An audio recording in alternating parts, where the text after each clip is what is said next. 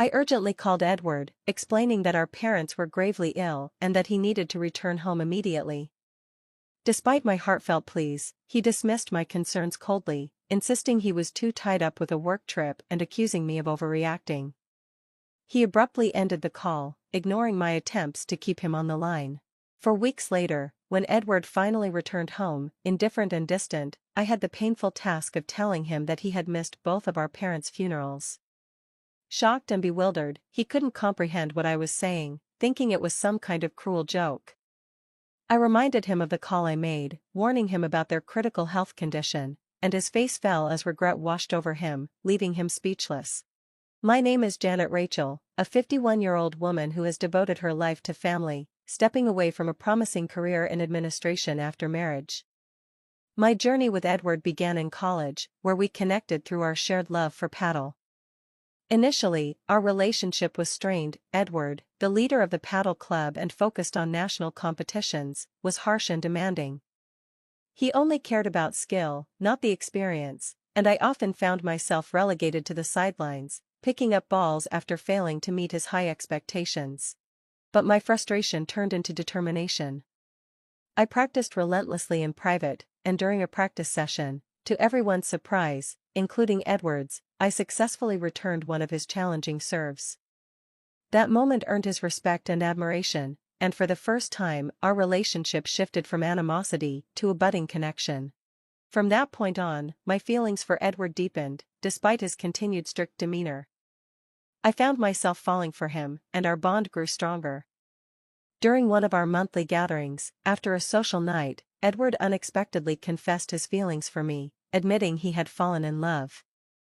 Surprised but elated, I eagerly accepted, and we decided to keep our relationship a secret from the club to avoid disrupting the team dynamics. I was so in love that the secrecy didn't matter. Being with Edward was all I wanted.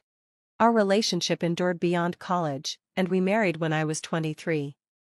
At Edward's suggestion, I left my job to commit to being by his side. I was completely captivated by him, imagining a bright future together. Now, 25 years later, our life has settled into a more predictable routine. The excitement of our early days has given way to a comfortable, familiar life. My attention to personal style has relaxed, where once I meticulously chose outfits and applied makeup for every date, I now favor comfort and rarely wear makeup. As a homemaker who rarely interacts with anyone outside our home, I've embraced a natural look.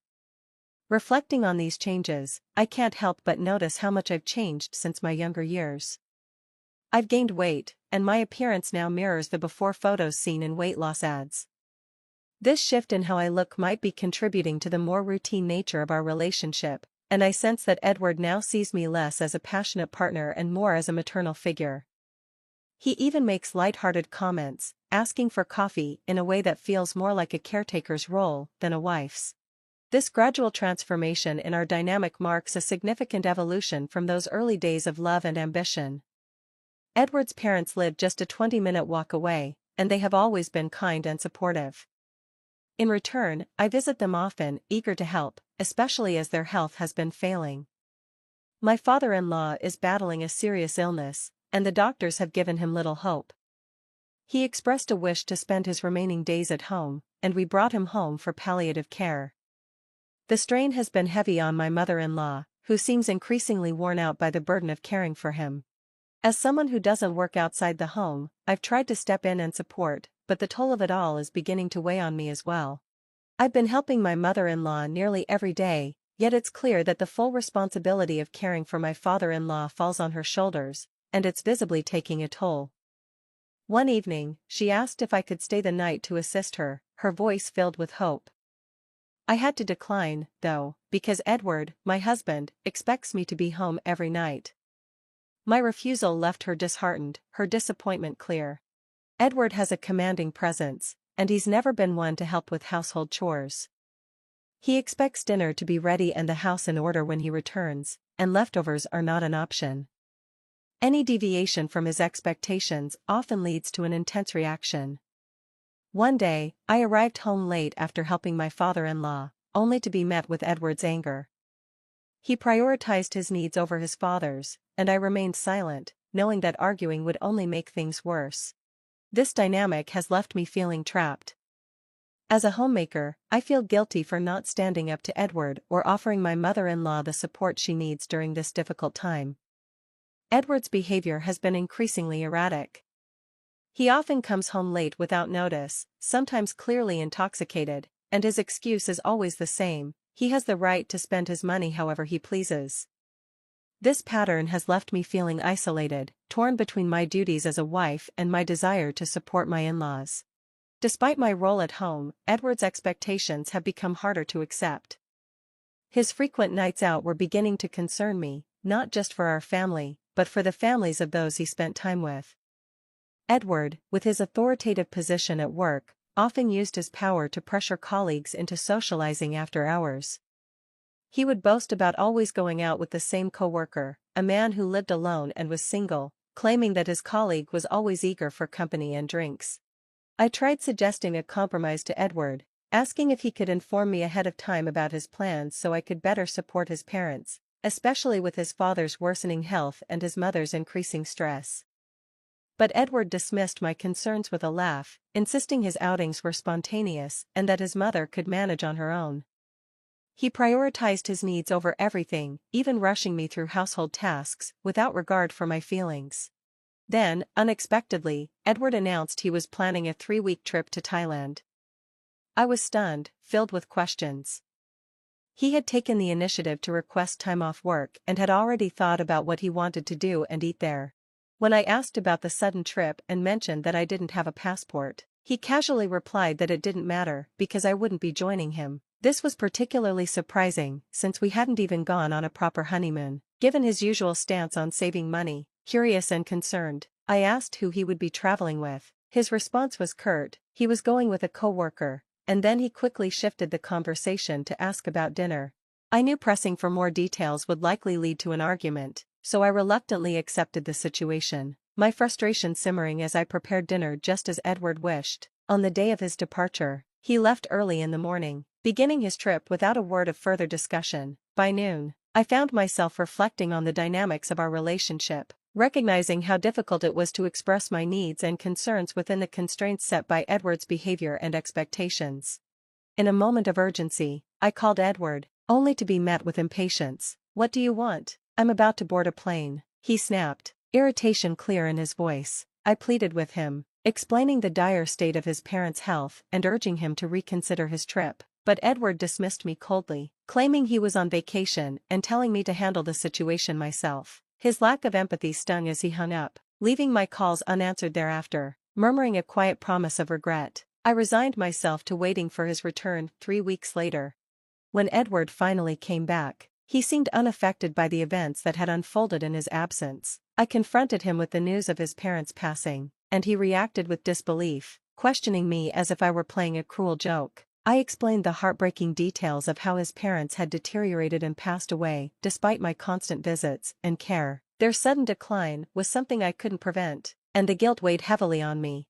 My anger toward Edward grew, fueled by the memory of his parents' suffering and his complete disregard for their well-being. It was clear he had always placed his own desires above his family's needs, a fact that was impossible to ignore in the face of such tragedy. Confronting him, I accused him of prioritizing a leisure trip over the well-being of his parents. Edward's silence spoke volumes. He seemed unable to face the reality of his choices and the consequences they had brought. In that moment, my disappointment and frustration with him were overwhelming. His carefree demeanor after returning from his vacation stood in sharp contrast to the grim situation at home, underscoring the profound selfishness of his actions.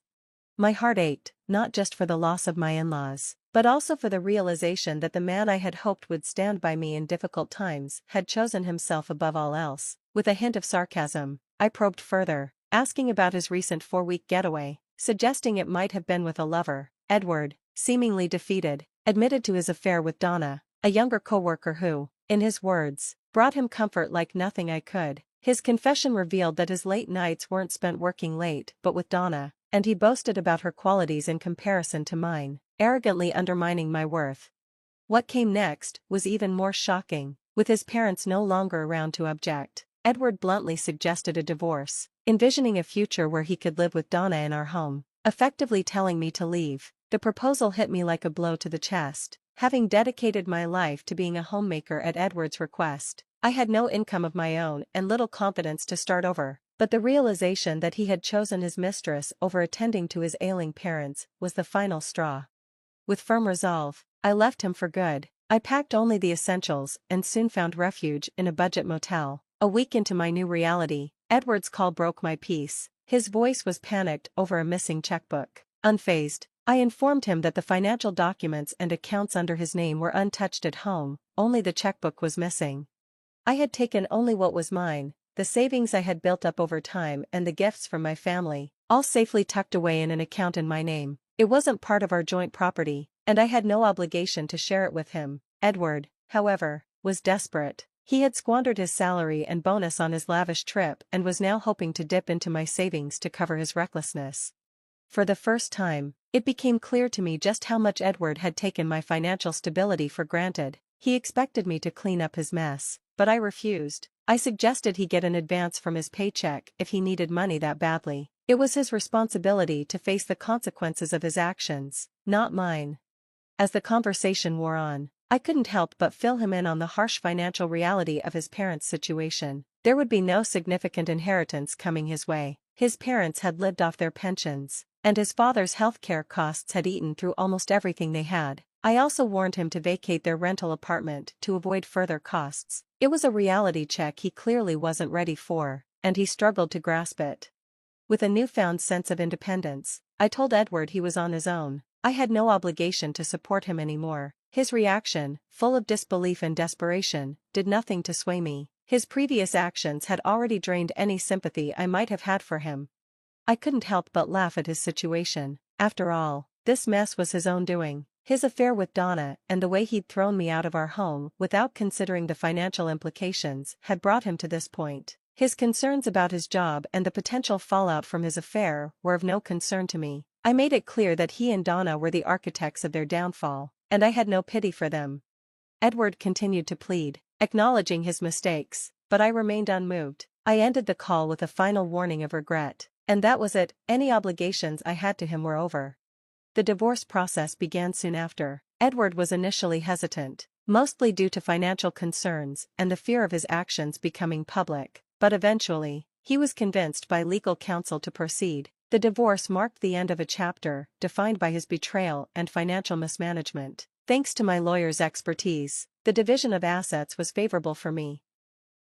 Edward, who had already wasted most of his savings, found himself in a precarious financial situation after the divorce. He struggled to make ends meet, even dealing with the fallout from having to clear out his parents' apartment and cover the rental costs. Donna, who had originally sought Edward for professional gain, quickly distanced herself when the affair became public. She saw no further use for him and moved on, leaving Edward even more isolated. After everything unraveled, Edward sought to reconnect with me indirectly through our lawyer. His attempts to win me back and request financial assistance were relayed to me with a hint of irony. The desperation in his voice as he begged for help only reinforced my decision to cut ties with him completely. His financial struggles and inability to manage his life after the divorce were a direct consequence of his own decisions. Meanwhile, I had begun to move forward. I decided to re-enter the workforce and landed a part-time job at a local convenience store. It was a brand new experience for me, and I found myself enjoying it far more than I expected. I quickly adapted to the physical demands, whether it was manning the register, managing inventory, or keeping the store tidy. The work was a welcome change, and my manager even mentioned that I might secure a permanent position. It was a small, but hopeful, step toward rebuilding my life. Looking back, I see this chapter not as a decline, but as a midpoint full of potential. The end of my marriage wasn't a setback, but a launchpad for new beginnings. As I navigate this next phase of life, I do so with a renewed sense of purpose and joy, eager to embrace whatever opportunities lie ahead.